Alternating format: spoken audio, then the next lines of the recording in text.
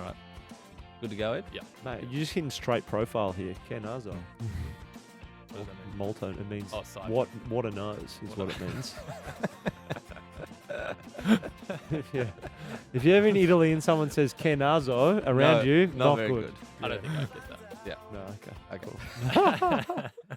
We've got him in studio now, the Melbourne spearhead, Melbourne Premiership player, but more importantly for you, Simon, North Melbourne legend Ben Brown. Welcome to the show, mate. He's dead to me, so that's fine.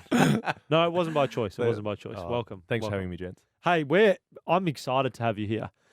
First one off the top, what's the better club, Melbourne or North Melbourne? Hitting me straight with the hard-hitting Absolutely. Let's not mess about. I love both of the clubs. Great. Yeah. It's, You love North Melbourne. There you go. Like, there's a Well, long enough it's- pause and then... yeah, go from there. exactly. Both quite similar, aren't they? Yeah. Yeah. What do you think about the difference in fan football identity? The traditional stereotype of a North Melbourne fan is quite different from the traditional stereotype of a Melbourne Demons football fan, especially now that the Melbourne Demons have been sponsored by Country Road, which is hilarious. Yeah, great. It is, isn't it? It really plays into that Yeah. cheese board sort of Yeah. Yep. stereotype, doesn't it? Is there much talk from the players because the traditional Melbourne fan, for those people who don't know, the joke is they drive a Range Rover, they go to the snow, they live in Brighton. They bring a cheese board and wine to the footy. It's funny because I had talking to a mate the other night who's a Richmond fan. He actually brought a cheese board and knife to the Did football he? and had the cheese knife confiscated. He was really flat about Oh, it. Yeah. Was it one of those was- matching setups too, where the cheese board, like the knife matches the I board, think and you're like I think it may have been all the Yeah. same wood and stuff? It was unfortunately for him. He went to his partner's place the night before. Clever. Had a cheese board and he didn't have time to get home, so he was going straight to his place after no. the footy. He thought I'll just chuck it in my backpack, No one will take care. it home after the footy. He was so flat he had to go buy another cheese knife the next day. That's proper devastating because it's cheese knife's not front of mind either. You don't need it till you need it. But as he said too, you're not going to the footy. To shank anyone. Not to shank anyone with a cheese knife. imagine that in the paper the next day. Oh, how'd your friend die? I got stabbed by a cheese knife. You go, a cheese knife? Someone mistook him for some Gouda. They do- the way it was. They do have that little hooky bit on top, Mate, though. you could do some damage with Yeah. a cheese knife. It's probably good that it got confiscated. In fairness, I mean, well, Probably. and here's the difference. He barracks for Richmond, you said. Mm. If he went for Melbourne, probably allowed in. yeah. Because I don't think people think that Melbourne supporters would stab anyone. Mm. Richmond supporter, however, Yeah. it's kind of like, He's a pretty maybe. scary looking bloke too if you saw him. So There you go. They've profiled him, is what Yep. you're saying. All right, we'll fight for your friend. We'll get his knife back, and away we go. It'll be great. Have you got any more North Melbourne questions you want to get out of the way, Simon? No, I've got heaps. I've got lots, but not really about North Melbourne. More about footy in general. Just so we can get to those later, or I can ask okay. them now. I mean, we'll We'll get get to them. we'll get to them later. Yep. Yeah. We'll ease into it. Benny. So you're from Devonport, Tassie, proud Tassie man. You said you're going back to Tassie in the holidays. 2 questions about Tassie. Obviously, do they need a team? absolutely. And would you Yes. play for the team? Oh. Well, the thing is, I love the Melbourne Footy Club so much. Yeah. Equally as much as the it's North Melbourne football. equally as much as the North Melbourne Football Club, and I would love to see Tasmania have a team. I feel like potentially I might be heading towards my my elderly years in terms of football by the time Tassie gets a team, so I might be saved that concern. What about Coach. if they? Yeah, great. Coach. Yep, I agree. Forward coach, or because you are in the twilight. Well, you're heading towards the twilight. You're not there yet. Sorry, bro. Don't Sorry, retire mate. him. No, that's not what I meant. In my head, I was like, when you get that, as you said, mate, that's free pass. Like last season of your career, whenever that comes, you're like, guys, I'm going home. I'm going to Tassie. People will love you for that, I think. LeBron going to Cleveland style. That's what you'd be like. Okay. Prodigal Oh, son. Returns. What would the Tassie logo be? We talked to I'd Mitch have- Robinson, and he said, what did he say? I think he said the Devs. I think Yeah, it the has to Devils. be the Devils. Yeah, or the map. The Tassie Oh, Maps. The map. No, I'm talking like the logo, the front of the jumper. The map is the that's the iconic. sort The of green with Tasmanian- the yellow map. Yep. Yeah. Yeah. You would have that as the 100%. What do you think they're Yeah. like? Should I- they be the I used- Tassie Devils? Good question. I mean, I know the NBL side went for the Jack Jumpers, which I I wasn't really a fan of, to be honest. I think it grew on me with time. The Devils probably makes the most sense, doesn't it? Mm-hmm. Pretty threatening animal as well to have on the logo. I reckon it would look A pretty devil? No, but the Yeah. Tassie the logo's Devil? the map. Benny Oh. said the logo's got to be the map. Sounds like the maps. Depends is the way to go. depends what we're classifying as a logo. And also a real easy pivot for you to go from a demon to a devil. You're like, oh, that's like, it's all in the same wheelhouse. easy. I mean, obviously, you're going with the animal, not the actual devil. That'd be, Yeah. there's another thing. Could you be Tassie Devils, or is there going to be some certain groups that we're not going to be happy with the Devils? Anyway, it's Digress. Yeah, That's it. exactly. Probably not a question. We'll ask Gil. We'll ask Gil next Yeah. time when we get him in. Yeah, right. Yeah. Nice.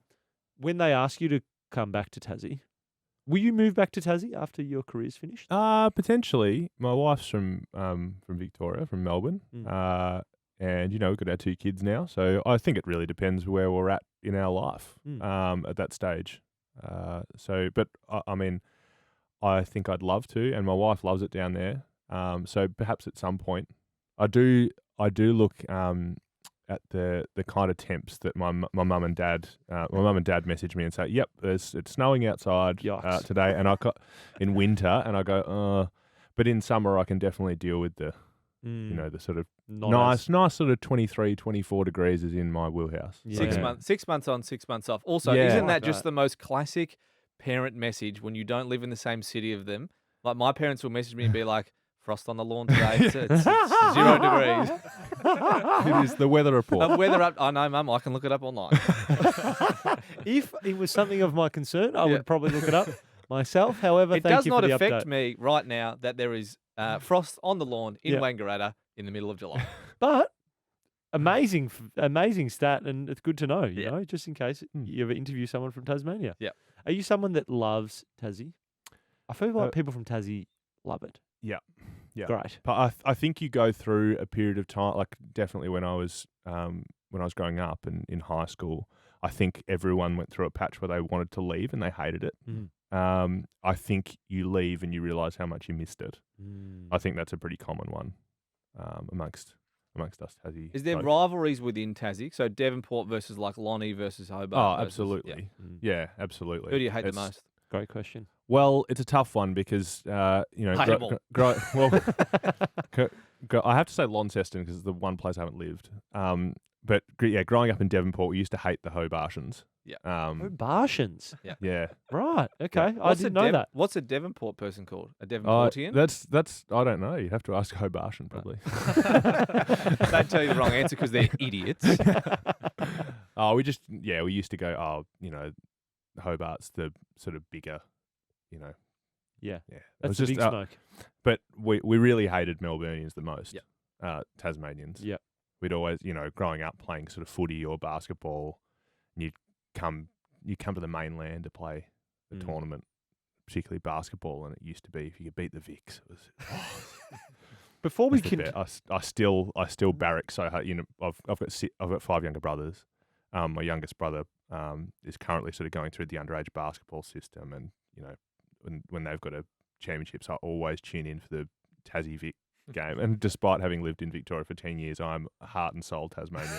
that is so good. Did you know actually Scott Pendlebury played basketball? Yeah. Did you know that? Did you know I- Christian Petrarca played basketball too? Oh, actually, yeah, I right. I Interesting. never hear that on the commentary. I know. That's crazy. It's Yeah, new. right. Okay. Speaking Yeah. of Christian That was just a Petrarca, fun fact. What for do everyone. the boys at the Demons think about his recent foray into TikTok? Has there been much talk about Christian's cook-tok that he's now become like Have you seen it? a TikTok I chef? don't know if I've seen it. I'll get my If phone. not, it needs. I've got one here. It maybe needs I'm- to be shared around. Maybe some, I'm too old. No. You're never too old, mate. So Christian Never too old. Petrarca, Norm Smith medalist, has taken to. Oh, you know what? I have actually seen it. It Cooking came up videos on my, on It TikTok. came up on my TikTok. There you go. There you go. It's just Christian Chopping up his. cooking you know, food. Yeah. Is it too overt a play into post footy? Is he looking for a HelloFresh sponsorship? I Christian's think he's got one. He's a smart man, I think, and markets himself quite well. Track, yeah, and he's a ripper of a fella, so you can't really knock him for it. Right. Mm. One of those guys who's too good of a guy. You're Yeah. like, Which sounds actually a bit feels mean hanging shit on you. disappointing because he's Yeah. like chiseled jaw. Mm. He's ripped. Yeah, he's got every right to be really arrogant and Sucks. He's Yeah. not, which Yeah. makes it even worse. Yeah. Because you're like, you're actually and just he's the the opposite. best person ever. Who is at the D's? Who is? You said Christian Petrarca, smart guy. Mm-hmm. I guess the question is more: is it interesting to watch those kind of superstars and how they operate, maybe outside of footy as well, or is he a guy who's like all encompassed in footy? No, they're definitely multifaceted Mm. humans, I would say. I think it's a pretty good, it's an eclectic mix, I reckon we've got at Melbourne. Like when you've got a leader like Max Gawn, I think it does breed a little bit of that, everyone's allowed to be themselves and be allowed to be a little bit outside of the box, which suits me quite well. But yeah, we've got, Clayton Oliver, is probably the best player in the competition at the moment, and very committed to his footy. But he's a different sort of cat, and it's fantastic. I love being a part of the club that's got so many different characters. I love it when any AFL affiliate player commentator describes someone as a different cat. Yeah. It's Because a real, they're because they're just really not that different. Like I feel like No. people have described you as a No. different cat. Oh and yeah, it's like, all the time. Why? It's like, well, why would you, in your own words, why would you be a different I cat? think it's code for not the standard stereotypical footballer. I Yes. think you would say. Like, yeah. Yeah, but it's like you say, it's a bit of a nothing. Yeah. Like if you wear skate shoes to a football club, geez, a bit different cat, this bloke, isn't he? You Like, don't, what? you He's just don't have wearing- to be that different to be a different Yeah, cat. you just like, Nah, he you drives really- a Have you felt Toyota. like there's been much of a change throughout your footy career in terms of embracing people's differences and the way that they are as people? Oh, definitely. And that's only going back sort of 9 years. That's my 9th year this year. But yeah, it was definitely more of that sort of footy blokes culture. And to be honest, it hasn't really been that long that football has been a professional sport.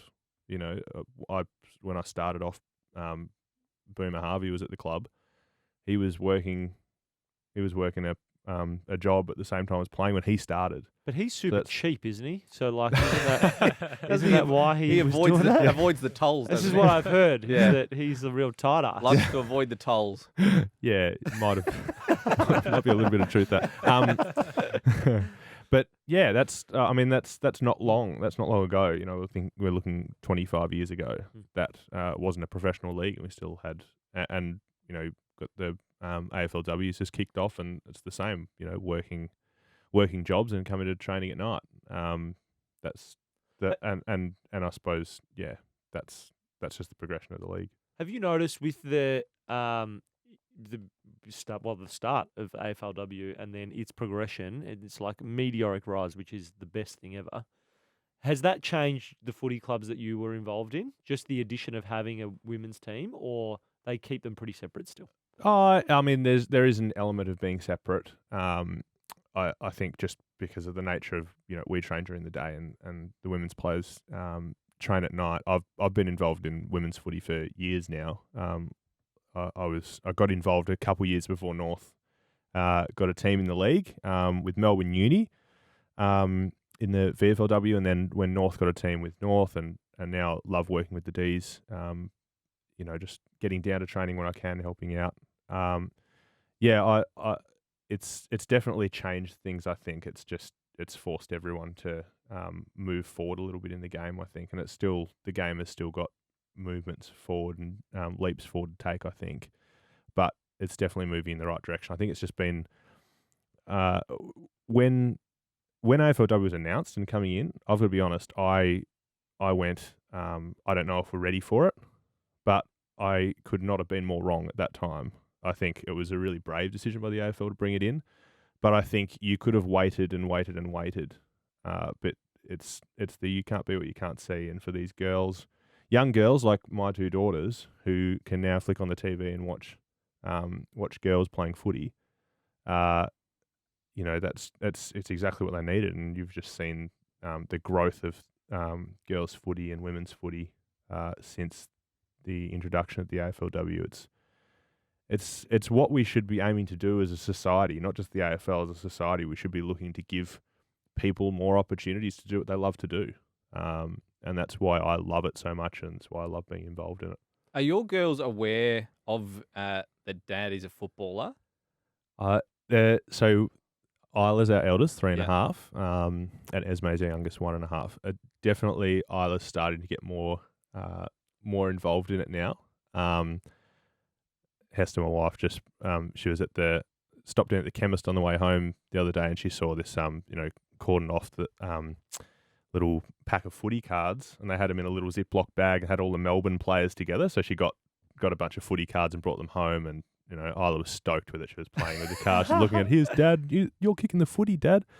So it's fun. It's definitely fun, and I really hope, I hope I get to play for a few more years, and the kids can both remember the time when their dad played football. Because I can definitely see it being that in a few years I retire and they grow up and they kind of don't really remember any of that part of their lives. So hopefully I'll stick around long enough that they can.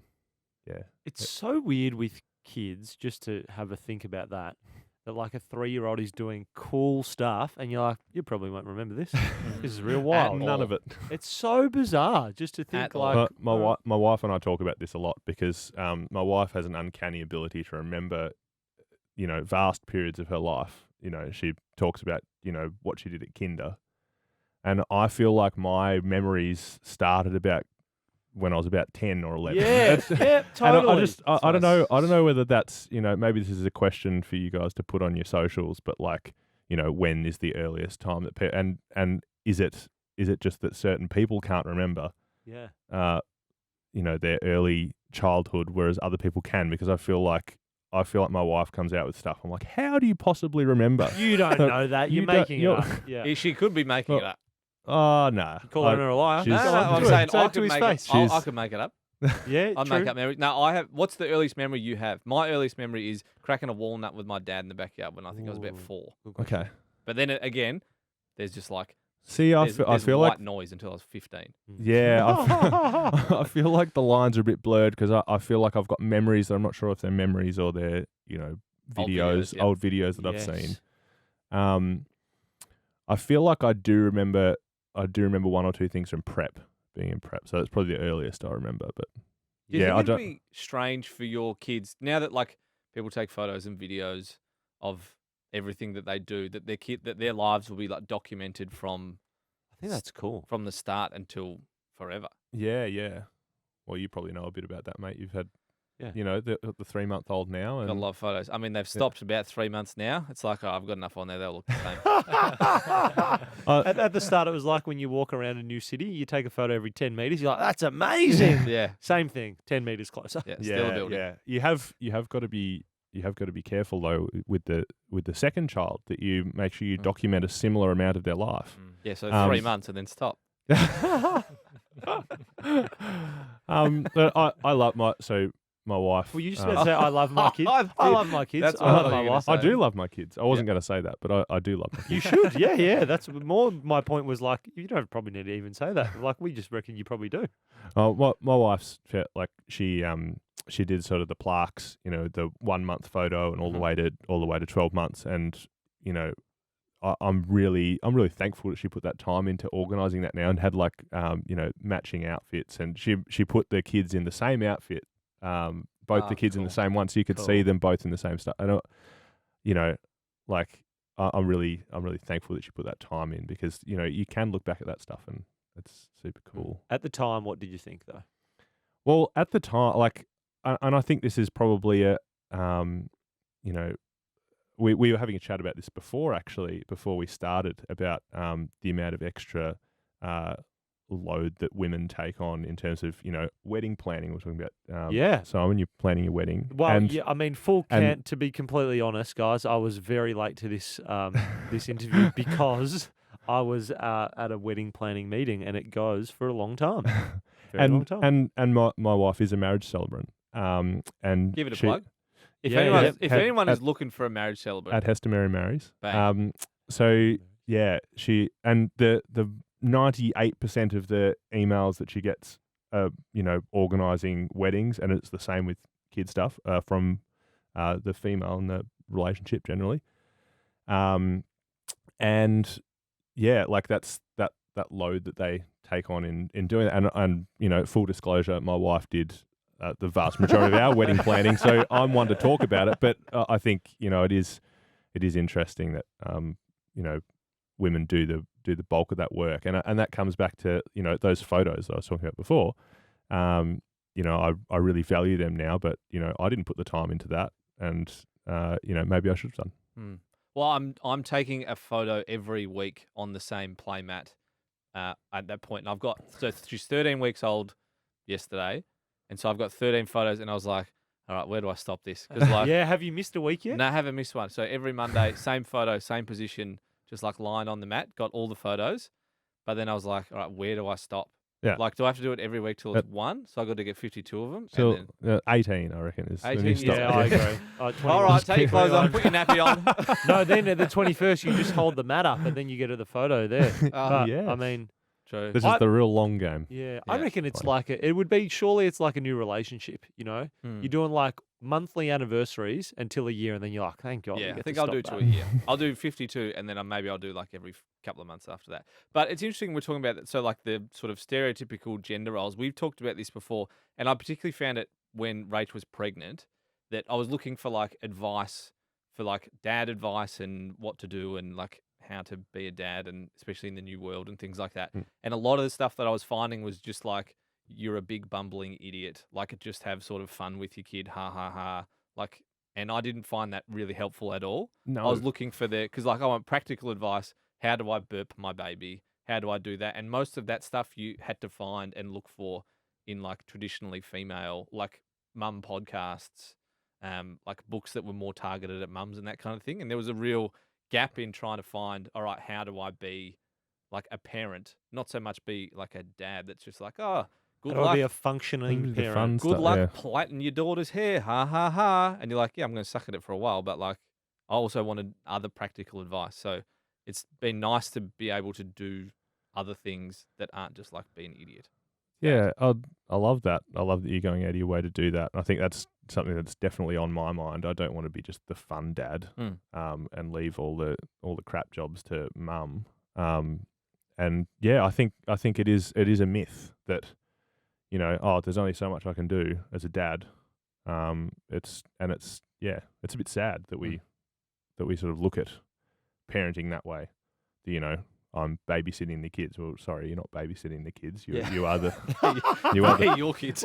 you are No, you just being the dad. Yeah. Yeah. You are the parent, and I think even the early stages, I think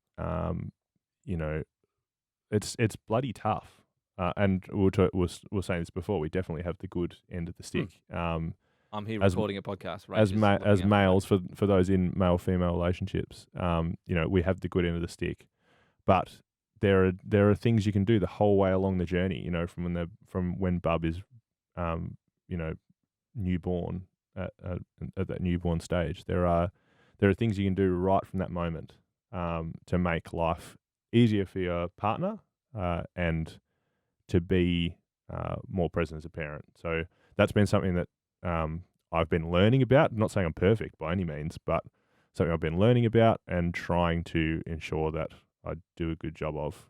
And then down the track as well, Hester and I talk a lot about, taking on equal loads around the house, and that being important for us in terms of how we're modelling that behaviour for our kids. So we want our daughters to grow up, with respect for themselves and not to feel like they are they're being railroaded into a certain role within a family structure. So that's really important that we and the biggest thing that helps me with that, because as I said, I'm not perfect, is that we talk about it a lot. And communication, open lines of communication, I think is so important in a relationship, particularly with kids. We're a dad podcast now. I was going to say, I was just going to follow up with that. That's you putting this down, Ed? Just Yeah, go Mike, dad stuff. Yeah, this is good. One of my favourite stories. So my old physio boss, she has 4 boys, and her husband is a writer, and so he works from home, and she goes out and works and she is a lecturer, and she's incredibly intelligent, PhDs and all the rest. And there's that classic story that's it's like a dad and his son are in a car crash. They get taken to hospital. The surgeon has the son on, the child on the table, and says, "I can't operate him. He's my son. How can that be?"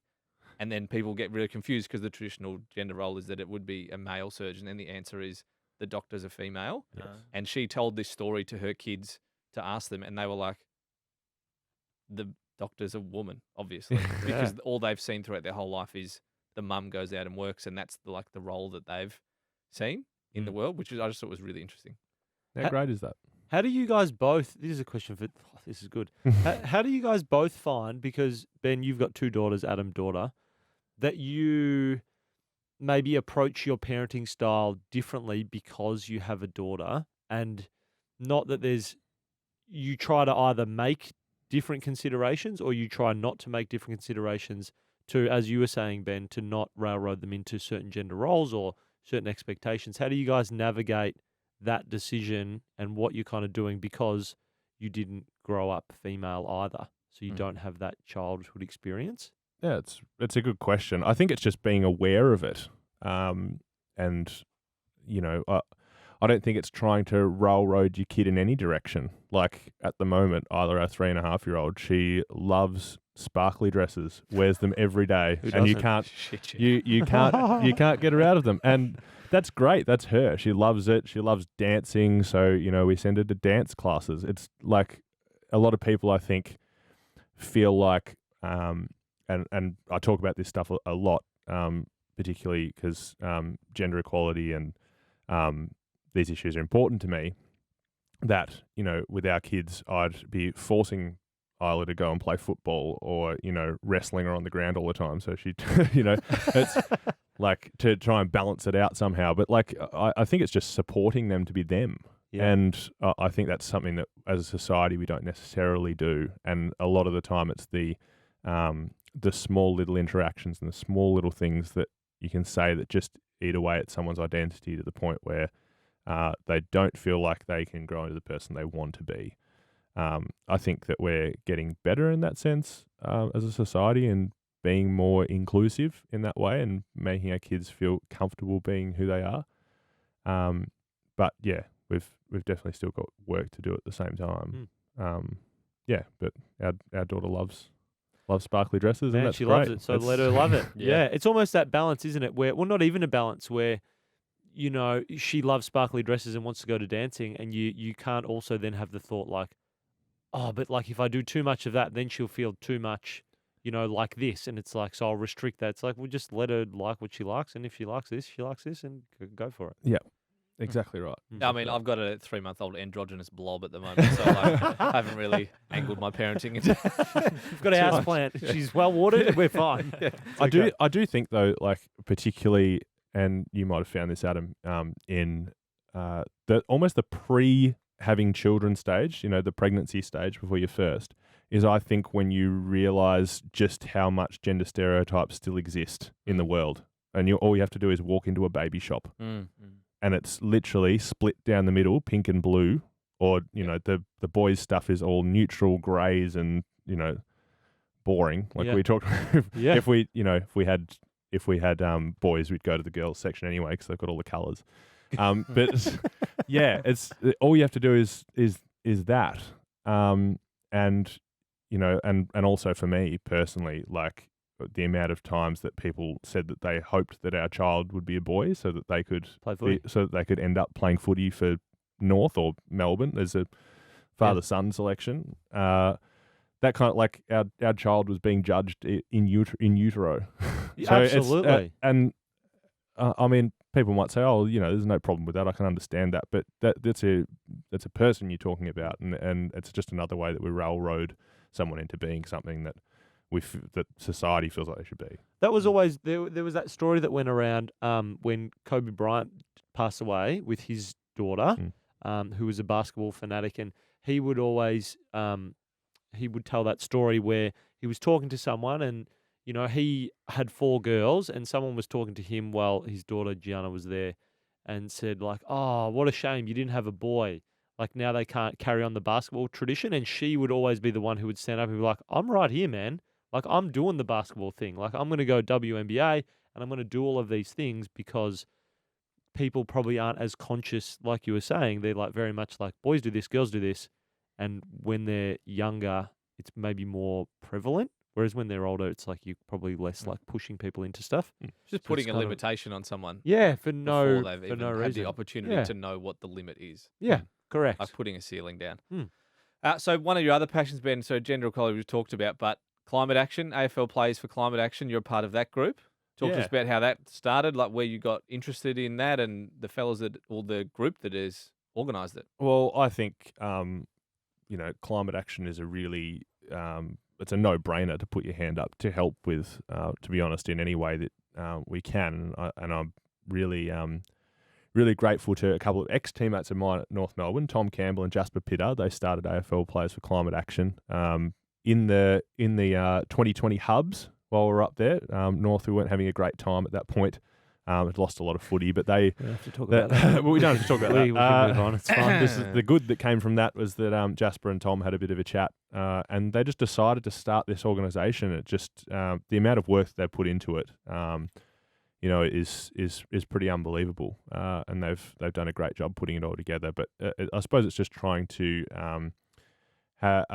give AFL and AFLW players a voice, because they're what they found when they they said at the start, we're both really passionate about this, but are other people in the industry also passionate about this? They found that the vast majority of AFL and AFLW players were really passionate about it, but just didn't have an outlet, didn't have a way to express what they wanted to express. So, they've kicked this off. They've been doing some great work in just trying to, I suppose, get the message out there,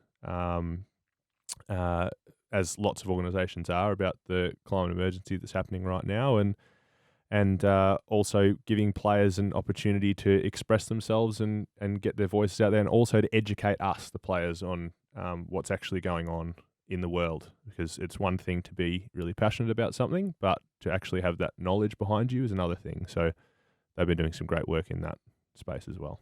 Awesome. How much when you become an AFL player do they talk about and educate you about not necessarily having a cause, because not everyone has to have a cause. It's not what it's about, finding things that you're passionate about, but how to take what you feel and then make it a bit more actionable, like those guys did. Yeah, it's probably not talked about so much by clubs in the AFL. I think there are things you can get involved with, and most clubs will have charity partners or community partners that you can get involved with, and that's fantastic. And each club has their own. I mean, we're playing our game tomorrow night against the Pies for the Reach Foundation, which is kicked off by Jim Stein. So, and obviously the club's got the massive Fight MND Huge. game as well. So there are those affiliations, and players can get involved in those, and that's fantastic. But I think it is, if you do have your own causes that you want to get involved with, it's definitely encouraged, and you just try to get out there and make the difference that you can. I think, for me anyway, I feel like I'm very privileged to be in the position where people will have listened to what I have to say. That's a really privileged position to be in. I suppose I want to make sure that I'm saying the right things, things that I actually really care about and am passionate about, and try and further some causes that I think are important. So that's my view on it. And I also know that won't last forever. I'll finish my career and probably fade into the sunset. Coach the Tassie Devils and Tassie Maps. the Tassie Maps. The Tassie Sorry. Maps. I don't know if you can call it the map of Tassies. You can't do that. That's bad. Yeah. Okay, That's we'll go with Devils. Tassie Devils. Yep. Yeah, you got to say the Tassie Devils. Yeah. Have you thought about during your, because when you play, people talk a lot about your goal kicking run up, Mm, and I sure do. yeah, they sure do. Have you thought about with your run up putting that to a cause? And Ooh. then that way, when they talk about the run up, there's a little cause situation going on there. So you do some sort of symbol, because they're going to be like, I've never thought of this, but what a great idea. Maybe, you count the amount of meters that I run up in a season. That Something amount is like that. donated. Yeah. Yes, Yeah. something like that. Because like, I feel like everyone just talks about it all the time. Do you Well- get sick of that? Do you ever get what is It- the best and worst sledge you've copped, either from a player or from a fan about your run up? I don't know. We talked about my memory before being not ideal, and I feel like that stretches to this point as well. That's why you're a gun sportsman. Can't remember any particularly good ones. Actually, talking about the Pies, generally the Pies supporters have a bit to say over the fence. It's great. It's actually fun. Like it's funny at times because I spend a lot of time, running back to the goal square to start play again. So generally, I'm standing about 10 minutes as close as a player's going to get to the fans as they yell stuff out. Actually, I do have one for you. A few weeks ago, I was waiting for a set shot. I was on the goal line, kind of, waiting to compete, and someone yells out my full name, including my middle name, from Benjamin Douglas Brown. And I'm going, how do you know Douglas? My dad's name. How do you know my middle name? So then I catch up with one of my mates. A few days later, he said that I gave him a little a pass, like a general admission pass to get in, so he'd go wherever he wanted. He kind of snuck his way down towards he's meant to go to the top level of the G, managed to sneak his way into the bottom. And he was sitting next to some rowdy blokes, and he said he fed them my middle name. Brilliant. Yeah. How good. You gave him a Yes. free ticket. He gave them a free sledge. Yeah, exactly. So That's great. but it would have been a week until I found out. He said, "Did you hear those blokes yelling out your full name, your middle name?" So that was one of the best I'd heard, because that got me for a minute. I'm like, how do they know? It got you for now as well. It did. Rent-free. Yeah, I've been thinking about it for that long. Yeah. So if those guys are listening, you got me. Well done. They start giving you like really like in minute detail about your home upbringing, and they just sledging you like, you had potatoes on Wednesdays. Wow, these guys are in there. They're jangling around in your brain. That's great. You also have luscious hair, Benny. It's amazing. Oh, thank you. It's just stunning. Do you What's your routine? what's your routine one? But then do you also pass judgment over some of the other haircuts that are going on at the D's? Because there's obviously Clayton Oliver's hair. Yes. Yeah, do you have- which he does himself, I believe. Right. What are your thoughts on Clayton Oliver's hair? Oh, I don't mind. I think I can't be one to pass judgment on others. I Right. think, yeah. What about Bailey Fritsch's hair? Because that looks like there's not a single strand out Oh of my place. God, he's No, it's true. Yeah. He obviously puts a bit of time into it. Mm. I think he's a good enough player. He can get away with that. Yeah. What's the correlation between How many goals you got to kick? to make your hair cut? 6 in a grand final probably does it, Yeah. doesn't it? That'll do it. Yes. 3 in the grand final's not bad too. Yeah, 3 in a grand final too. It's not What- 6 though. It's a good game unless someone kicks 6, and then you're like, okay. What's the longest it's been, and has there been a moment where you've had like, you're like, ooh, this is too long today? No, you see, it's pretty. It stays at a similar length. I Yep. think it just it all congeals into one mass. The curls and- compact. Yeah, they do. And that's almost what saves me from it being a big fro, which it was in the first place when I was growing it out. It kind of went through the awkward fro stage, and then Been there, brother. Been there. Me too. Been there. really. Yeah, too. bro. Yeah, I'll show you a picture. Anyway, we'll keep talking. I'll find a picture and I'll show you. I I'll had look long for- hair. Is I there also had a forward to fro. it. rivalry between Luke Jackson's haircut? Because that is like Well, yeah, that's not. Mm. I mean, it's not as good as yours. I'm gonna put it on record. No. Not as good as yours. Is No. he trying to angle for your hair? You're like, I bro, don't I'm think long so. hair. I guy. don't think so. Jacko's his own man. He's a different cat. Missing a tooth. I didn't say it. He's missing 2 teeth. If you believe it. This Both is- of his front teeth. This is a high school picture. This is just like Oh yes. smaller type of fro. I don't know why I have all of these It's- pictures kind of near each other. That'd be Did you all want to it- see that? Ed? I saw it. I cannot believe that's real. That'd be all in your favourites. Yeah. That's unbelievable. Oh yeah.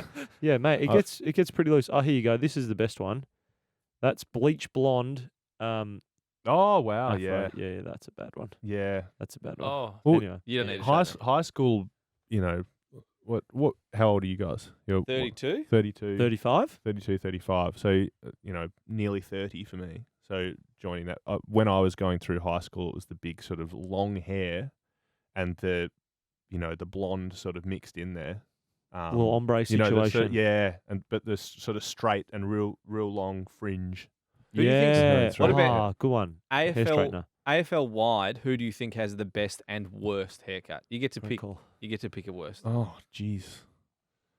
Now I've just got to think of every single player. This is where my mind goes. I've got to think through every single player and then come to a decision. All right, This is how my Adelaide rookies. but this is how my brain works, right? So I talked to my wife about this because she would be able to rattle off two just like that, Right. whereas I take about 10 minutes to think through something before I Detail answer. oriented. Yeah. I'll have to take a deep breath after this podcast. There's so many. So Answer this many question now. off-the-top questions, yeah. You're just like, hold on, do you have time? I've got to catalogue every thought I've had between now and then to answer the question. Well, who Yeah. are the People think main- you're a deep thinker, though. That's what they think. Well, I don't know if that's what they do think, but that's what they would think if you take your time to then express. They're like, Farad, he's very in control. Mm. Great answers, well thought out. And you're actually in your head just like, shit, I better say something. Who are the main ones? I So- mean, it There's depends no on bad what haircuts. kind of haircut. People talk a lot about Bailey Smith. Of course, Yeah. yep. Yep. Also, Which- like Jack Sinclair from the Saints, he's got that ripping mullet. Mm. Oh, yeah. Yeah. Draper yes. from the Bombers. Oh, Yeah. that He is- just got rid of it though, I think. Oh, No, Just got rid no, of the no. mullet. I think that was I think he's like put it up into his hat. 'Cause I think Oh, he played on really? the weekend. I think he still had it. I think that was Okay, just a there bit you of go. a- That got a me. ruse. Whatever. I think it got me too. 7 AFL or whoever it was that posted it. Well Yeah. played. Well played anyway. Click that. But, I mean, Got me. the classic is like the Dusty Spikes.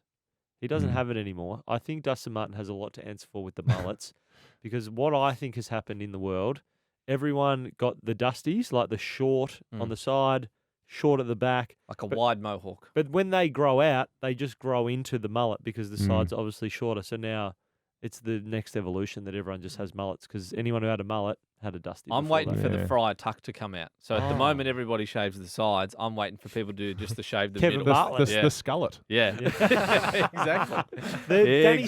Southern. Danny Southern from Yeah. the. Who was your childhood team? Who did you back for? Fremantle. Really? Yep. Wow. How? Yeah. Flag mantle. Well, yeah, at the moment. Until last week when we beat them. No, yeah, so I obviously grew up in Devonport, Tassie boy, and no one, so we used to have a footy colours day at school. So you wear your footy colours, they'd have an assembly where they'd play the music and everyone would march around and they'd always just skip over the Fremantle song. And Brilliant. at the time I didn't understand it. I felt a bit bad for them, but I think it was just the teachers didn't want to have to sit through Mm. the Fremantle song, which I think's fair. So I thought I was about grade 3 or grade 4, and up until that point, I think I'd, without really knowing it in my own mind, had just been picking the team that won the Premiership the year before and going for them. Solid don't- choice. Always yeah. a winner. Yeah, North Melbourne, big in the 90s. Absolutely. Huge. Well, Okay. my year of barracking for Adelaide when they won 2 in a row, that paid off. Yeah, yeah. absolutely. When it pays, it pays. Yeah. Just paying for a back-to-back always. Yeah. The early 2000s were great. The Lions, Yeah, loved going for them. Huge. Yeah, I think that was about when I jumped off. Oh, right. Bad Um, timing. yeah, to it was break bad your- so timing. you were about to hit Yeah, pay I dirt. know.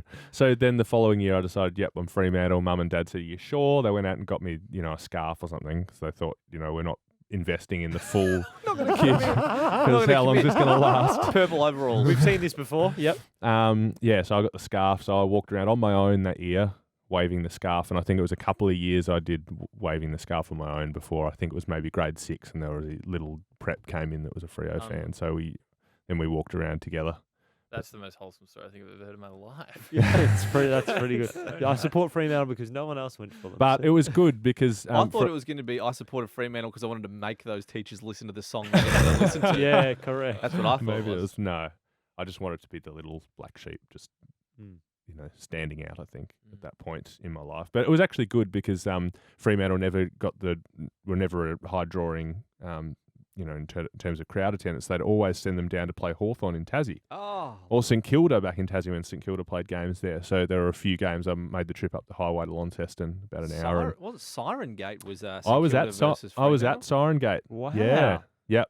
We were me and Dad, and we were driving home in the car listening to the radio while I was trying to figure out Who won? who actually won the game. But yeah, I was there. And more of a story on that actually is that now I believe it's my great uncle was the siren guy that day. Oh my! I So- wouldn't be publicising Inside this. job, inside job. Yeah. So he'd been, timekeeper for many years, and I believe this is secondhand from from my mum, I believe, and I heard this story years ago. But it used to be that the timekeeper's box, you had to stand up to see the play Great. out of the window. So like he did every time, looking out the window, make sure it's the right time, press the siren, and sit down to start writing out the Oh no. the time, Yeah. the scores that he needed to write out. Finish the game. Didn't realise that the game was still progressing. So then stood up, saw it, and kind of started mashing the siren again. Incredible. Yeah, that was the story of that. Just didn't see it. What's going on? Is it because no, just I was doing the scores. They kicked too many goals that quarter. Is it weird once you get drafted to stop going for a team to then go for the team that you got? Not for? really. And I went to the Hawthorn Fremantle Grand Final in 2013. So that was Me too. I sat in the Freo cheer squad. There you go. We wouldn't have been too far from each other then. Dark day. Yeah, it was a dark day. But yeah, I don't know. You get drafted and you start when you meet everyone, suddenly you're kind of closer than you've ever been before, and yeah, You can't drop it meet pretty Boomer quickly. Harvey and then go, I still go for Fremantle. Yeah. You've played 400 games. You just Guess can't. what? I don't support you. You just I can't. go, yeah. Yeah. Who was the nicest person at North Melbourne? It's a good question because there are lots of nice people at North Melbourne. Great Oh, answer. they're all great people. Great answer. And now I've got to go through the whole list Yeah. again. Ed, you have a North Melbourne question that you've been yeah. just waiting to ask Well, Ben about because Ed, I'll- diehard North Melbourne fan. I'll answer that first because Drew Petrie is an Good one. incredibly nice Thanks for taking fella that. and took me under his wing when I first got there. So I now have two questions based on that. One, do you think that Nick Larkey is just Drew Petrie reincarnated? Because they're very similar players. they are very similar players, aren't they? I love Larks. He's a lovely guy, and we had a chat a little bit earlier in the year. He gave me a call, which was good. But yeah, I got on really well with him, and I think we're quite similar players too. He's very. This makes me sound like I'm saying it about myself now, but he's a very smart footballer. Sweated. Yeah. Nice. I see what No, you've done. so- there. Very well done. Very I've good. got very to well start done. doing that about Good Ben. hands, Absolutely. very He's like, you straight know what, he kick. actually reminds me a bit of Simon, young very me. similar. Funny guy, Simon. Best nickname in the AFL for me, Suv. Suf, Yeah. yep. All right, now It's- Ed, it's you're, very good. It'd be you're- good though if he, because Suv's like, it's very close to, Sue, like the Ronaldo Sue. So he's got to start kicking goals and then going, Suv, and then doing that. That would be good. I think that would be cool. Yeah. Mm. Among my friendship group, we consider yourself, Drew Petrie, and Jared Waite as the best forward line trio of all time. Would you agree? this is Ed's question. Oh, big weighty. Yeah, he was something special. Mm. And we didn't see the best of him. Obviously, he was out a bit with injury. Kept repeatedly doing calves towards the end. But yeah, he was pretty unreal. And yeah, like I said, Drewy was an idol of mine when I moved to the club. So yeah, don't know how I So yes, fit into agree. that. It's Very Yeah, good. probably not. But Do you know what? They actually remand me a lot of the Victorian State of Origin team. Plugger and Gary Lyon I all was playing in the just same about to team, say, that group. Dunstall, Brereton, and Lee Matthews probably.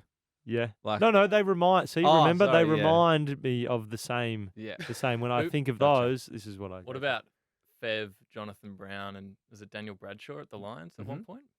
Just, That's I mean, also what I they thought. didn't- Not they for didn't very do long. anything. This could go very football Yeah. nerd. Actually, no, I like think deep. Bradshaw went to Sydney by that stage. He- Anyway. I think there was 1 year where they're all together Anyway, because I was like, this is going to be Guys, amazing. Ben, what do you we think about any of this, look, Ben? we reeled a certain sort of audience in with the dad talk before, Didn't we and they've all just? left by Yeah, now. Gotcha. Yeah, absolutely. That's called gotcha journalism. Absolutely. Hey, when you got traded to Melbourne, what's that experience like? Because you played at North Melbourne for a long time, and you were a focal figure at North Melbourne, especially for kicking any form of goals. Mm. And if that was in any doubt, look at the team now. No offense, fellas. I love you so much.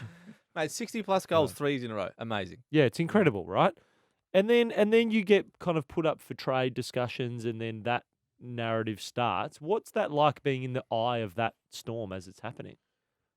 It was weird because I didn't ever think that would happen at that point. It was a funny time in everyone's lives in the AFL, I think, because we just headed up to the Queensland hubs in 2020. Hess and I didn't have a great time during that period because we had a 1.5-year-old running around who pretty much hated all men at that point, and so we Cool. and she'd just gone from being like 2 to 3 months basically inside, not seeing anyone, to suddenly on a plane with about 70 of them. So yeah, she was having and Hester was pregnant at the time and spewing most days, so it wasn't that fun at that point. Sounds we'd fun. had- I mean, when you put it like Yeah. that, I We'd don't had- know. It Oh, sounds look, really sell fun. it. look, and there were definitely positives. We were really fortunate to get out of to be able to get out of Victoria during that time, because Victoria were going through a shocking time, and don't want to minimise anyone else's experience with that. But yeah, we didn't have the best time at the Queensland Hub, and North, we were struggling as a team then. We'd had a change of coach in Reece Shaw, and there was a lot going on at that time. And yeah, it was probably part of the way through the year I hurt my knee and was basically out for the rest of the year. And there were sort of rumblings that there was going to be a bit of change at the end of the year. So kind of cottoned on to that. And then, yeah, at the end of the year, they basically said, look, you're no longer required at the club. You're probably best to look elsewhere.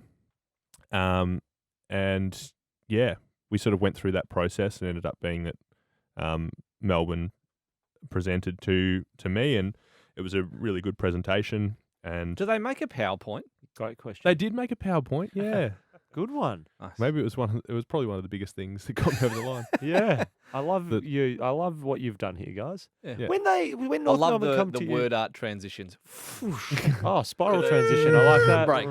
Did they have a Photoshop of you in a Melbourne Guernsey? They did. Are Did you they? serious? They I did. love it. Yeah. That's good stuff. That's it was- unbelievable. That I like cannot that. believe that is true. The footy tech guys at Melbourne are top notch. Did Yeah. that There's- did that actually do something for you? Seeing yourself in the Guernsey? At the G. I was pretty, like, in all seriousness, it probably made you go, oh, look, this team's serious about Mm. Yeah. presenting. They actually want me at the club. And at that stage, that was pretty appealing. I was, talking to other clubs at the time, but yeah, the fact that they put a lot of time into something like that was, yeah, it definitely helps for sure. Famous story, Steph Curry Mm. signing a shoe deal. Nike presented to him, but they just presented Kevin Durant's presentation to him. Mm. And So they they're called him. flicking through and they're like, oh, here you go, Stephen Curry. And then the presentation said Kevin Durant. And he's like, well, I'm not signing with you guys. Oh, wow. And then he became, That is a one story. of the best shooters of all time. Under Armour. Yeah. When North Melbourne come to you, I mean, I'm sorry to bring, you don't have to talk about any of this if you No, don't no. want to. When they come to you and say, hey, your services are no longer required, is it on you then just to figure it out? Are you like, oh, all right, cool. Yeah, oh, pretty much like that. It was a time like previous year. I'd come off 3 really good years, and we'd started talks with the club. The way that year went with the pandemic beginning was that they froze all contract talks. So we're at a point where we'd gone back and forth, as you do with any contract negotiation.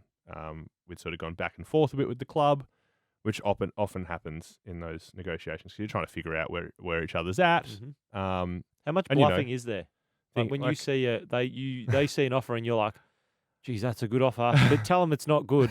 You're like, oh God, I hope they do something else. I think you just want something that works for Everyone. ideally. But there's obviously a portion, and a big part of that is left to your manager too.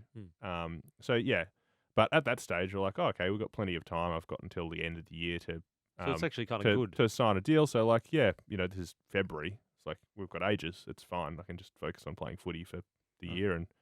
And but yeah, then contract freeze happens. So from the point where we were sort of going back and forth with the club to the point when the contract freeze ended, a lot happened. The club had lost all but about 2 games that year.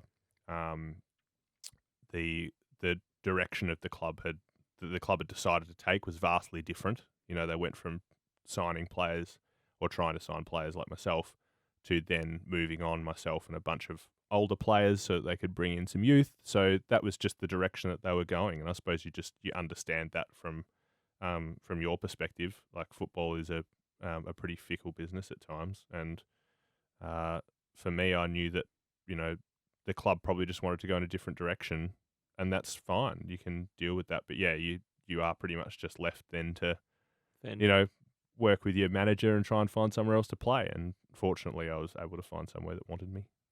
And a team that was about to win a premiership. Very convenient for you. Well done. Well Ben, done. we've got one question before we get to our final questions, and we love a scoop. Time, do we love a scoop okay. or what? Mate, call us the ice cream men. Love a scoop. Luke Jackson, staying, going. Oh, Ooh. good question. Good question. I certainly hope he stays. He's look. I don't have the inside word for you on it. Ben Brown hoping Luke Jackson stays at Melbourne. Do you know what we Probably not the should have scoop we're asked? after. Wait, I'll redo. Ben Brown, scoop question. Will you be staying, which bedroom will you be staying at Luke Jackson's house when he plays for Fremantle? Great question. Will you go to dinner with him when you fly there? Yeah. Oh, it's a good question.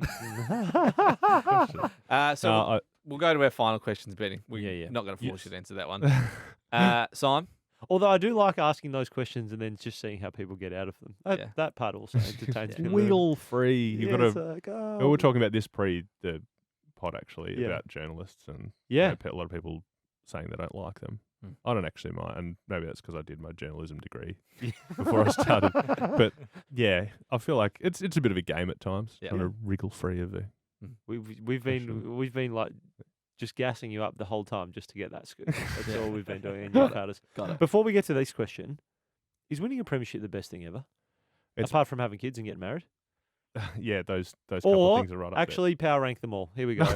Getting married, having kids, having first kid, having second kid, winning a grand final. You've got 4. Rank them in order. there. Hang on, we've got. Getting married? You can't put First child. You can't have first child and second child on Yes, different. Watch me. Why do you call it? And having a grand final. Winning a grand final. I can't answer that question. Imagine you put second They're child all- after grand. They're all number one. They're all number 1. See, good. You That's- are a parent. We've just checked. Yeah, No, but is winning a grand final it's best it's football pretty thing? it's pretty bloody good. Mm.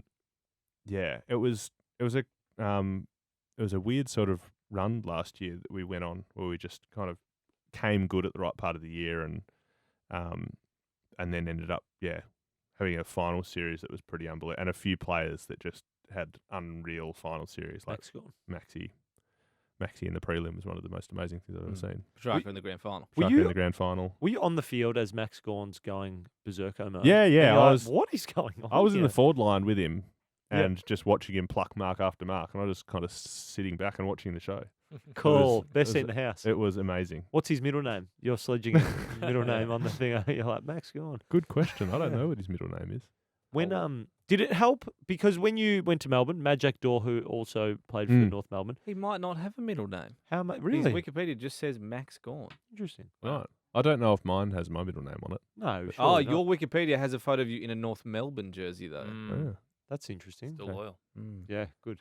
Heart still bleeds. Yep. Blue and white. We Absolutely. know where you really are. Absolutely. That's okay. That's okay. You can win premierships wherever you like. How did that help having Doesn't. someone that you knew join a new club with you? Yeah, definitely. And Madge is just one of the one. And I said the nicest person ever was Drew Petrie before. You could put Majak Dor on the same plane there. Lovely individual. So yeah, it definitely did help.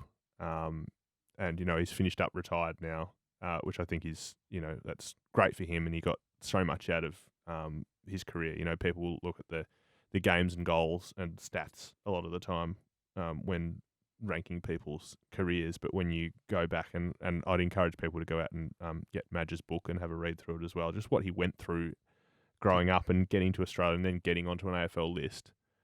What he was able to achieve is absolutely remarkable. And then So- the impact that he's further Yeah. had on like the South Sudanese community with like all the other players with Alir and Lek Alir and Mac Andrew now up at the Gold Coast, like it's just CJ? completely flowing through. It's awesome to see. and that is largely because of him. Yeah. Yep. Yeah. Definitely. All right, Benny, our final questions. We give our guests a choose your own adventure. So there's 5 options and you get to select 2 of them. And Right. there's a question associated with each. Okay, So- and are these quick fire questions? Because you know what I'm like with. Yeah. No, they're not. They're deep. We're going real deep. Deep as But the ocean it's now. a quick answer first because it's who, what, when, where, and why. Okay, And you select 2 of those. and then there's a question attached to the end of the. Is this like trivia or? No. This is about you. It's Yeah. about me. So who, what, when, where, and why. Okay, we'll go who and when. Who and when? Okay, who? The who question. We sometimes change them, but I'll hit you with the best one. Who's given you the best piece of advice? Who's given me the best advice? Well, my mum always gave the best advice and the loudest advice. I still feel like I can hear her in the MCG if she's there. So she used to, and maybe it's not the best piece of advice, but it is a good story. I was playing, I think it was year 9 or year 10 football for my school. It was a final, I think, an elimination final, and I was knocked out in a tackle, and the first thing I remember is waking up on the stretcher minutes later, on the way to the change rooms. So I was out for a great deal of time. I only heard later that my mum was heard yelling over the fence, "Get up, Ben!" He said, and then one of my mates actually had to go over and tell her that no. Sorry, Melissa, he's actually unconscious. She says, no, he always puts it on. Benjamin Douglas Brown, stand up right now. Stand up right now. Because my mum is my mum's always been one of my strongest supporters and generally the first with some advice.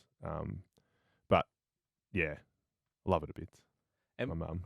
And I don't know if that's answered your question, but I've Yeah, just yeah, told your another mum, yeah, yeah. story. So No, I like it. Does Mate, that cover it? Yeah, that covers it. That And covers the it. when is Best piece of advice, get up. Yeah, I've got it. when is the best game you've ever played in your life, including junior footies, like including Football, unders? basketball. Yeah, whatever. the time that you've just been like, shit. Jeez, I'm on here. I am on here, people. Okay, so I'll take you back to Division 2 college championships for basketball in Tasmania. Hell yeah. This is Yeah. Wow. yeah. This is it's- good It's stuff. right in our wheelhouse.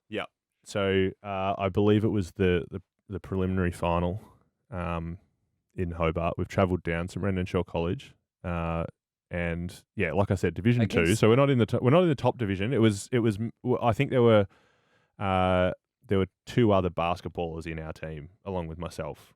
Good. And You're playing against and the rest and Hobartians. playing against the Hobartians, and it was basically the footy team who were joining us for hence in Division 2. So Your top division though, and running quick maths, 5 on the court. yeah. For a basketball, it's good. So one of our other basketballers does his ankle the no. the day before. So we're going into this game. We've only got our 2 basketballers on the team, and he was probably the best of us. So okay, I've got to step up here.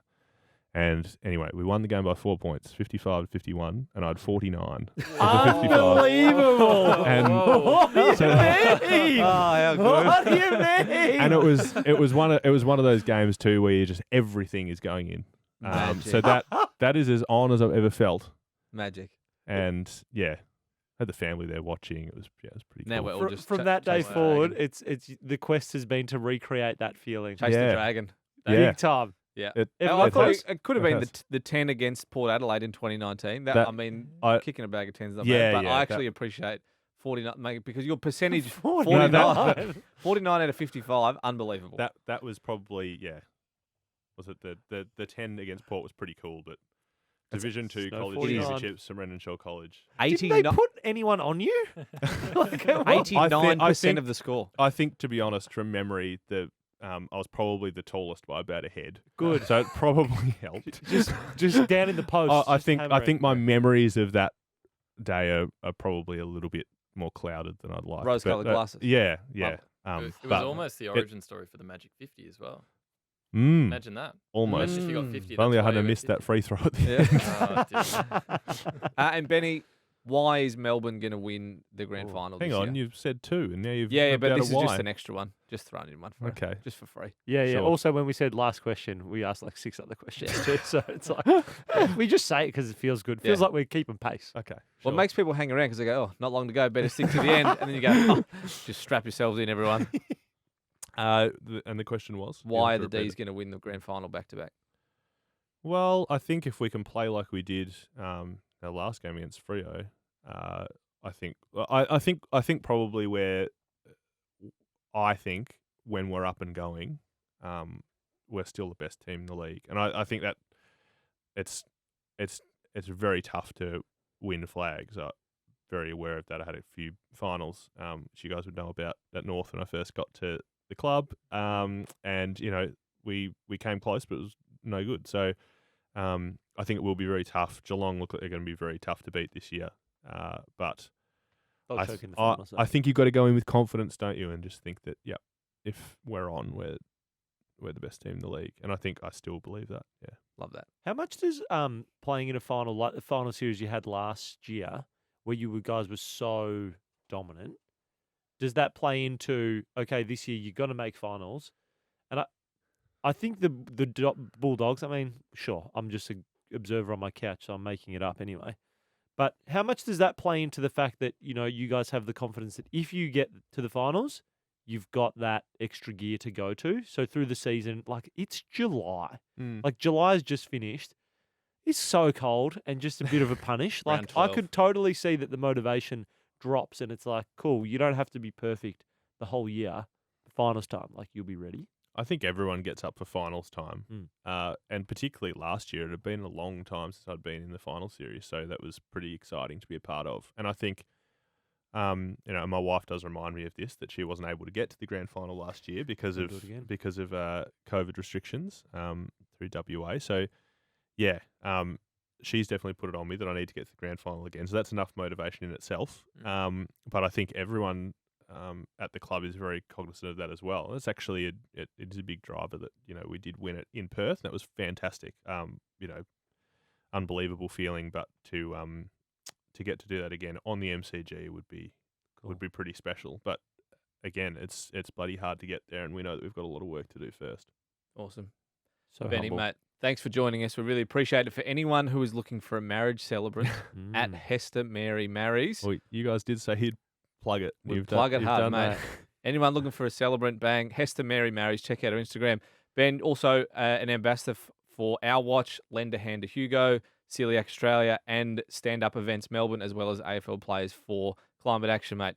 You're a busy man, so we really appreciate You you are so coming in, busy. mate. Thanks for coming. No worries, Thanks, mate. guys. Glad I was late for that. You didn't have anywhere else to go. Turns out 27 places to get to. So Cheers, guys. awesome. Thank Appreciate you. it.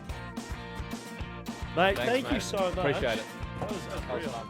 We went a bit of light and dark. Everything. Yeah. I liked it. I liked it.